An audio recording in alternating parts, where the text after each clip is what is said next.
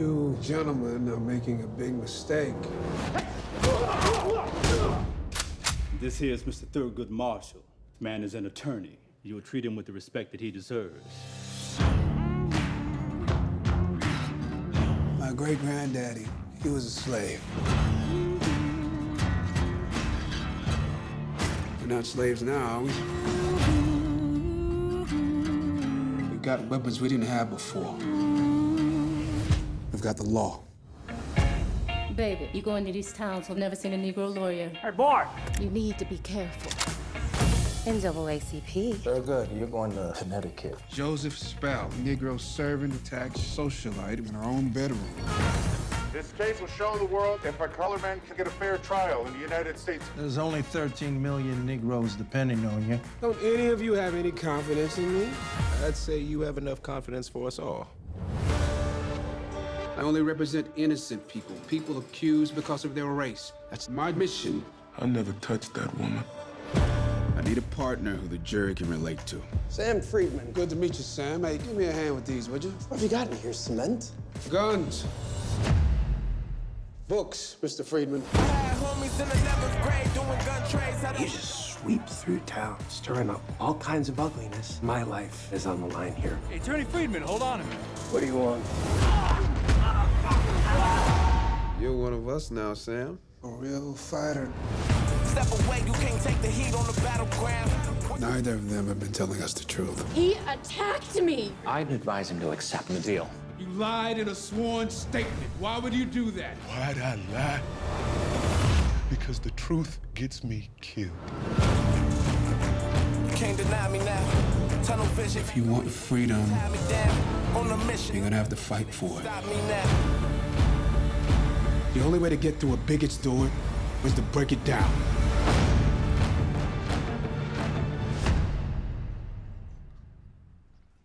You can't stop me now.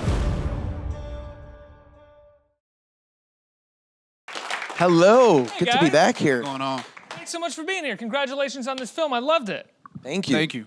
And I was just telling you here, and I told Josh this back there, one of the things that I really loved about it is that as serious as the story is, as serious as Thurgood Marshall's legacy is, it's a kind of a fun movie. It's got a really great, fun, cool vibe to it that I feel like most prestige biopics shy away from, and they try to sort of, every moment needs to be some sort of like reaching for that Oscar moment, where in this movie, it could get all the Oscars in the world, but it still feels like it wants to have some fun with its actors and with its tone and with the characters. Did it feel like that when you guys were shooting it? Oh yeah. Am I way off here? Yeah, I think from the script period and pre-production all the way through, I think the reason why I was attracted to it was, because I wasn't looking for another story about a real person. You weren't? I was Chadwick. not. But the reason why I was attracted to it is because it was a story you didn't know. And therefore you had the opportunity, like if it was Brown versus Board of Education, we would have been like, I know the end of that story. So, you had the opportunity to have some suspense. You knew that most of the audience wouldn't be familiar with this particular story, even if they knew who Thurgood Marshall was. And when I did the research, I realized that he was just a cool dude. Like he was living in Harlem, during a Renaissance. His friends were cool. Hanging out with Langston Hughes. And he went off and did this in a way that was sort of selfless because he had a comfortable place he could be in. There's some ambition there, but he was going to these places that were dangerous, and he carried that sort of swagger with him, and he needed it because part of it is that he was so captivating. There are stories about Thurgood Marshall going into a town and everybody shows up because of the theatricality of those cases. It was the best show in town. So people partially didn't want to kill him because why are you going to kill the lead actor of the show that you're enjoying He right also now? knew that was part of his job as well, as a means to sort of get these cases as much eyeballs as they need. Exactly. So, after it was over, of course, maybe they wanted to kill him, but it was his. He was out. Yeah, he was out. It was the comfortability that he showed in the midst of trouble that was part of the thing that made him work. What kind of research did you do going into this? Well, it was I went to Howard University, so I did know a little bit about Thurgood Marshall. He went there as well for law school. That's really method acting, by the way, right there. Going to the school of Hey, the person. I planned this a long time ago. No, I'm too dark. I wouldn't have planned it. If you were planning this, all the biopics previously were working up to this biopic. It was just a setup. So I knew a bit about him anyway. For me, it was just sort of extracting and excavating, what is the context behind why he's doing what he's doing. And it's interesting. He wasn't always the best student. He was the life of the party at certain times, and those things sort of, just finding those jewels helped to make it fresh for me and new. So the research was just reading biographies and reading cases and looking at the time period, Josh, your character is the one who I think wavers in this film. Part of his conflict is whether or not he's going to be able to go through with this. Thurgood is on a mission, and he doesn't waver in that really at all. But your character is the one where we're kind of curious whether or not this conflict is going to sort of get the better of him. Right, and it's understandable. I mean, the time period that this movie set is 1941, so you have to imagine Americans haven't yet entered World War II. But that anti-Semitism that is behind a lot of the hatred and rallying that's happening in Nazi Germany is prevalent in towns in the South, but also in the North, like in Connecticut. And so he is somebody who works behind the scenes and is very happy and content with what he does. And he does great work. He works basically in small claims court, but he's suddenly thrust because of this brilliant legal mastermind who's also an incredibly good at persuading people to do what he wants them to do, convinces him to take on the best version of himself and forces him into the spotlight. And what's so wonderful at the core of this film, amongst many other things, is it really is a movie about two people having to work together, to form an alliance, to fight for justice where injustice is most definitively going to be served. And I think that that's such a great message for the time period that the movie takes place in 1940, 1941, but also for 2017. And to me, that's part of what makes this movie so immediate and so special and so resonant. I think it's incredibly resonant right now. I mean, I watched it today, and this is coming after this weekend, which was just a hot mess. What is it like to promote this film right now? We didn't plan this. And promote is the wrong word. Excuse me. I don't necessarily mean promote like we are sell promoting a movie. the film. We I want mean people to to come talk about see a it. project that you're a part of. Yeah. I think for me, I like to say, because you don't want there to be unrest and division, and so that your movie can do well. That's not how you see things. But at the same time, I'm really. You want things to hit people when they're able to listen. And so when we were going to put this out before, there were some people who still thought we lived in a race-free society, even though we had Ferguson, we had Trayvon Martin, we had so many things popping up, but it's so clear now that this has been underneath the surface, and that is sort of the beauty of doing this film about a case in Bridgeport, because at that time you would think, well, that's happening in the South, you expect that sheriff chewing tobacco and the judge with the dog, that whole thing, that stereotype of this is what racism looks like. But in this movie, it looks like us. It looks like where we are, very much like where we are now. You ask, well, why is it still that way? So it's great that during this time when it's most needed, when people can actually see it, that we have this this piece of entertainment that people will walk out, all of a sudden feeling like, oh, actually, I got something from that. Yeah, and I would also add that in these times, it's easy to tell very cynical stories. It's easy to deliver messages, as you said. A lot of times, these kinds of movies feel like medicine. Like they almost feel like we're trying to force feed you a very powerful message. Pay attention. This movie offers a message of hope. It offers a message of empowerment, which I think is really cool and refreshing. And at its core, and I said this backstage, it's essentially a superhero origin story. I know you're getting ready to do a bigger version of one, but it's essentially... Yeah, what's that? But it's essentially... The White Leopard. Yeah, I'm starring in a movie called The White Leopard.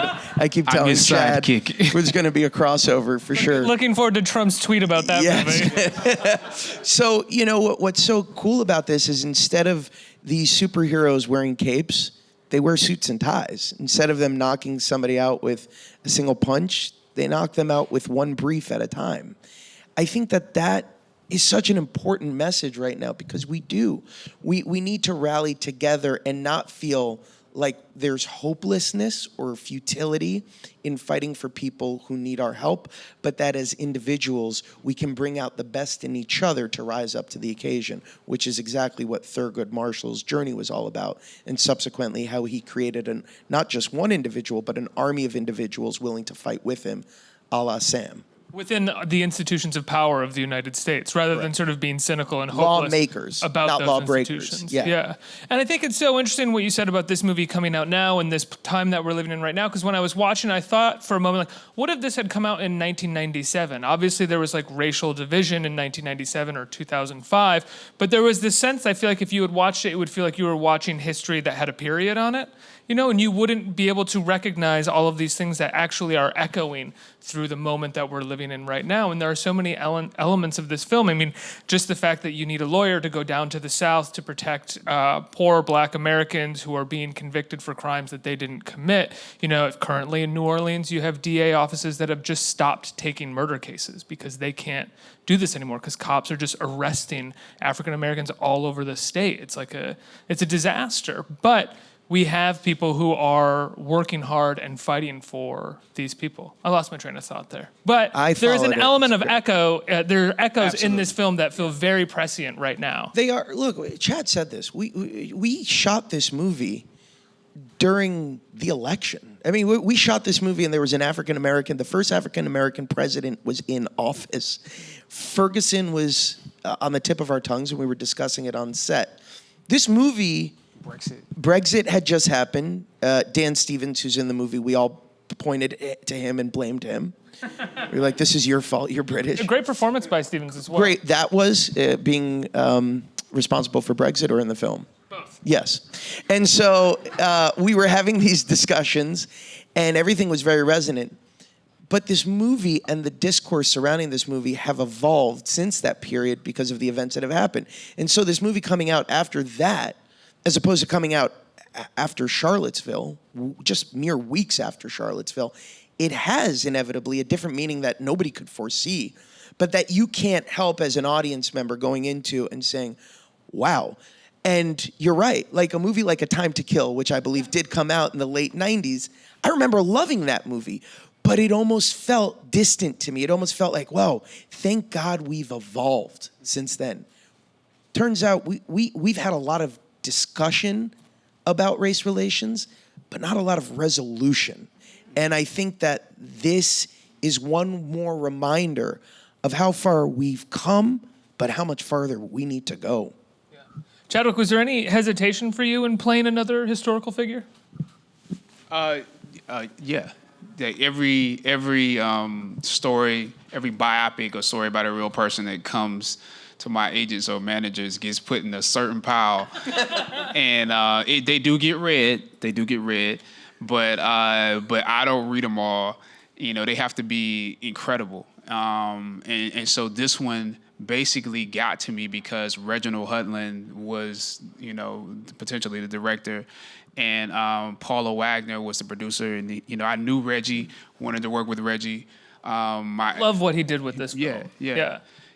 It's not, I don't think it's a coincidence that it feels like a superhero story because he's written comic books, you know. So it feels like that origin story because he pinpointed this guy has to work with the limitations of time and space. He's trying to handle disaster in many different places. That's a superhero concept. But back to this, I got a letter that, in order to persuade me. Reginald produced a letter that was written by John Marshall, Thurgood Marshall's son, and he said that he wanted me to play the role. And, I think they knew that my reservations were that I didn't look like the character. Even after I read it and said, this is a really good movie. It's a buddy cop movie in here. There's, it's a Western because I'm the marshal coming into town to implement justice. It's a whodunit. I was like, it's a lot of great stuff here, but I don't look like him, But when I got the letter and it was essentially, it became more about who is the essence of the man. And if his family felt like I had the essence of him, I think a lot of people see this and they ask, was he really, did he walk around with that swagger? Was he that cool? And they're like, that's exactly who he was, So for me, it became, that became less important than the essence of who was Thurgood Marshall and what did he mean when he walked in the room. I have to ask, and I have to ask this, and I know it's going to get headlines. But you played Jackie Robinson, and this weekend we saw a number of football players take a knee or not walk out during the national anthem, for which I completely support. I don't even want to seem like I'm being objective about that. And I'm curious what you felt like seeing that, having played Jackie Robinson, considering he spoke about not standing for the national anthem because of what the country and the anthem sort of meant to him as the first black player. Right. I think my concept about it is, it would be different if people were saying they didn't care, or they were burning the flag, or, maybe I could see a different argument. But the fact that people are having a response to what the anthem is, like, I don't, just because we, since kids, put our hands over our hearts, to acknowledge the flag, we're acknowledging the flag. I think people are acknowledging the flag when they kneel. They're acknowledging the flag when they put their arms together. And in this case, the context would have it that they're even acknowledging the flag by not coming out because we understand what the conversation is. So it's more of saying, yes, the flag is important, but as a patriot, I have to acknowledge that there's something not right about the way we've been doing things. So I'm not going to do things the way I've been doing things. I'm not going to stand up and put my hand over my heart the way I've been doing it because something has to change. So that putting my knee down is saying I'm going to change. What are you going to do? People who do the same thing traditionally are generally doing it because other people told them to do it. They haven't found new meaning in this thing. So I think that the players are more patriots than the people who just stand up and do it just because their fathers or their teachers or whoever, their preachers or whoever told them to do it. They are finding new meaning in the flag and trying to find a belief in it. That's what I think being a patriot is. They're also using their constitutional right in a what is definitively a peaceful protest. I think that's what makes us uniquely American, is not this idea that we are forced to stand up and acknowledge something that we all know is patriotic and wonderful, and that I do every game that I go to. But it's in the power of having the choice to do that, right, and having the choice to peacefully protest it because you believe that something's inherently wrong with the system. And I think that the second we start coming down on those who will peacefully protest, that's when problems arise. And so I sort of agree with everything you're saying. You just don't have the right to tell people how they should protest. Like, if it's not violent, you don't have the right. Yeah, you don't get there and you say, well, they can't do that. Like, that's against the rules. That's what a protest is. Like, you just don't have the right. So it's in some ways it's ridiculous. Like, it's always going to be theatrical. It's always going to That's the point. That is the point. So you don't get to like conduct how it's done. Even if the U.S. government has paid the NFL so that these patriotic acts would be conducted. Well, that's the great irony of football, right? Is that Yeah. the Pentagon's been paying the NFL for years to have like air shows and military salutes in every game. Yet one black guy takes a knee and says, "Hey, I'm upset about something," and all of a sudden, we're bringing politics into sports. Right. It's ridiculous. It's always it was already being brought into sports. So. Yeah. I want to talk. Let's go back to the movie. You guys have wonderful chemistry in the film, and there's a scene near the end of the film, without giving anything away, where you are dictating the closing arguments to Josh's character, and it's cutting back and forth between the dictation and Josh actually giving the closing arguments. And I'm curious what that looked like on the script. Was it cutting back and forth, or did the movie then do that? Because I love that it's a great sequence. No. The answer is no. It did not look that way in the script. In the script, Chadwick had this long monologue, which he did brilliantly, without stopping, which made me feel very insecure because I'm like, oh God, I could never do that. And then I get lies. And then the director it is a lie, actually. I could easily do it. The director then came up to me. Well, this is where the story's going. The director came up to me after he does this brilliant job and goes, "Now, for tomorrow, I need you to learn the entire monologue because you're going to do it in the courtroom." And I said, huh? Because I was only supposed to do the beginning, the very first line, and the end. And Reggie had this brilliant vision, as he did for a lot of the great moments in the film, to tie these two men together, to show how this person's influence, this superhero, as I keep calling him, this man who will one day wear the greatest and most powerful robes in the land, is able to empower another person who never saw the full potential in himself. And to have the master, the mentor, and the student working together in conjunction is a very powerful moment. And that moment came out of our director's vision for how the movie should come together and coalesce at the end. And your character in real life continued to fight for civil rights, right? He did. Sam Friedman is an incredible character, an incredible person. And unlike Thurgood Marshall, he's not as well documented. I mean, rightfully so. Supreme Court Justice Marshall is part of our American history. He's part of the heritage of what we learned in the classroom. Sam Friedman did it sort of in silence. And I think for a lot of people, for most people, I would say, this will be the first time they hear about him. And I love that. And Laura Friedman, his daughter, was very influential in She's the whole reason why we got the script. Yeah, she was very influential in the process of telling the story and wanting to make sure that this period that isn't Brown versus Board of Education, that isn't the later high-profile cases, was something that spoke to the times and something that needed to be told. Well, you said she's the whole reason? Yeah, because basically she was college roommates with Paula Wagner. Oh, right. And so she had this script that was written by an attorney, Michael Koskoff. For those that don't know, Paula Wagner is just like a legendary producer. Yeah. And so she said, I'm going to call my college roommate. She's a big-time movie producer. And I'm going to call her and just show her this film about my dad, which basically... It's like the kiss of death in Hollywood, by the way. If you don't want a movie to be made, you say, "Hey, I've got a script about my dad written by my friend. Do you want to read it?" Yeah. The worst opportunity. So she reads it, and it's actually good, and she's like, well, who do I get to do this? And so she knew Reggie, called Reggie and said, hey, I have this script about Thurgood Marshall. And Reggie jumped on board. He was like, I want to do it, before he ever read it at all, because he had such a passion for Thurgood Marshall. And so if it wasn't for, Sarah Friedman and Paula Wagner Laura Friedman. Right. Oh, yeah. Sarah Friedman worked behind the scenes. She was another great. Hey, you did it the other day, too. How did Reggie pitch how he was going to direct the film to you guys? Because there is, like I said, going back to how we started the conversation, such a specific take.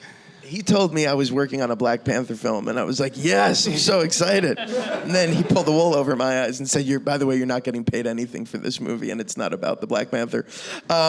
No, he actually pitched it in a way that you see on the screen, I would say. He basically used terms that when reading a movie about Thurgood Marshall, you would never expect to hear. He was like, buddy comedy, Western. It was like... you know, he said, basically he was like, this guy, he pitched the superhero aspect of it. You know what I'm saying? Like, he pitched the idea of this guy being the coolest guy in the room.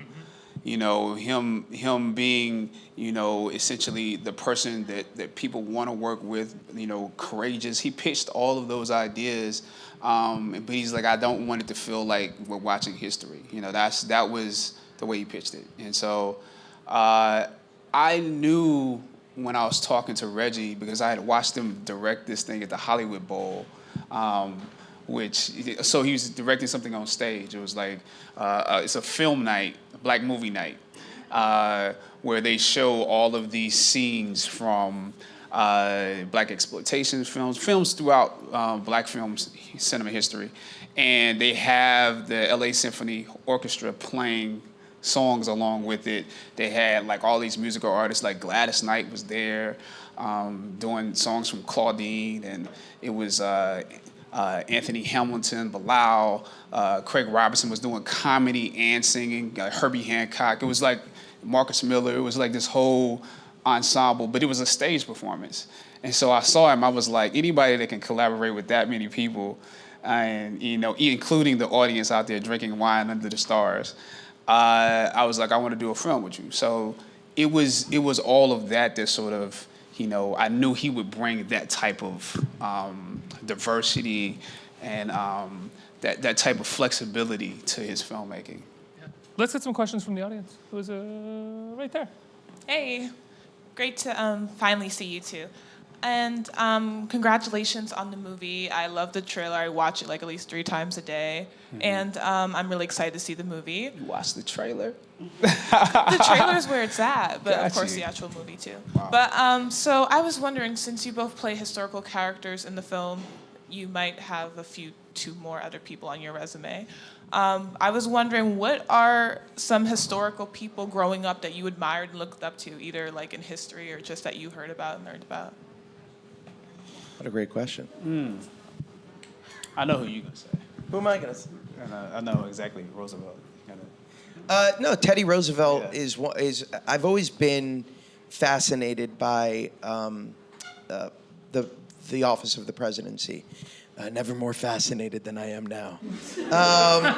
And for me, you know, people like Theodore Roosevelt, Speak Softly, Carry a Big Stick, resonate so much because he was able to take certain ideas that had just been, you know, understood that you would never mess with, and he was able to upend that.